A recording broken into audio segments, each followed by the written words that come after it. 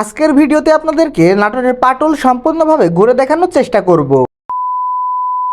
বিভিন্ন ইতিহাস ঐতিহ্যে ঘেরা নাটোর জেলা। এই জেলাতেই কিন্তু রয়েছে বাংলাদেশের সর্ববৃহৎ বিল চলন বিল। চলন বিলের বিস্তৃতি কিন্তু অধিকাংশই রয়েছে এই নাটোর জুড়ে। অন্যান্য জেলাতেও এই চলন বিলের বিস্তৃতি থাকলেও নাটোর জেলাতেই সবচেয়ে বেশি পরিমাণে এই চলন বিল রয়েছে। গ্রীষ্ম বর্ষা শীতে এক এক ঋতুতে কিন্তু এক এক রকম রূপ ধারণ করে এই চলন বিল। যেহেতু এখন বর্ষার সময় তাই এই বিল জুড়েই কিন্তু রয়েছে পানি। আর এই পানি দেখার জন্য কিন্তু দূর দূরান্ত থেকে অনেক মানুষ ছুটে আসে এই নাটোরের চলন বিলে। বর্ষাকাল আসলে কিন্তু নাটোরের পাটুলে কিন্তু অনেক মানুষই ভিড় জমায় এই পানি দেখার জন্য।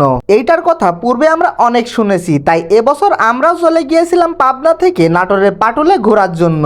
আমরা যেদিন এখানে গিয়েছিলাম দিনটা ছিল শুক্রবার, তাই মোটামুটি ভালো পরিমাণে মানুষের সমাগম এখানে ছিল। আর আপনারা হয়তো দেখতেই পারছেন যে এখানে রাস্তার মধ্যে দিয়ে আসলে কত পরিমাণে পানি উঠেছে। সব মিলিয়ে কিন্তু এখানে বেশ ভালোই লাগতেছিল এবং আমরা অনেক উপভোগ করতেছিলাম। আপনারা চাইলে এখানে নৌকা ভাড়া করে নৌকা ভ্রমণও করতে পারেন। আমরা আমাদের সাথে করে ড্রোন নিয়ে গিয়েছিলাম, কিন্তু দুর্ভাগ্যবশত আমরা ড্রোনটা উঠাতে পারিনি। এর কারণ হচ্ছে কি যে একে তো চারিদিকে পানি ছিল, তার উপরে আবার তীব্র বাতাস ছিল, যার কারণে আসলে আমরা এখানে ড্রোন উড়ানোর রিস্ক নিতে চাচ্ছিলাম না। আর এই রাস্তা দিয়ে কিন্তু বাইক চালানোর অভিজ্ঞতাটা সত্যি অনেক অসাধারণ ছিল। আমার এই ভিডিও দেখার আগেও কে কে এই নাটোরের পাটুল থেকে ঘুরে আসছেন অবশ্যই কমেন্ট করে জানাবেন। দেখতেই পারছেন যে আসলে রাস্তার উপরে কি পরিমাণে পানি ছিল, আর এর মধ্যে দিয়ে যাইতে কিন্তু সত্যি অনেক মজা লাগতেছিল। সব মিলিয়ে দিনটা সত্যি আমাদের অনেক ভালো কেটেছে। তবে আপনারা যদি এই নাটোরের পাটুলে আসতে চান অবশ্যই সময় নিয়ে আসবেন, কেননা এইখানে জ্যামে পড়ার চান্স খুবই বেশি।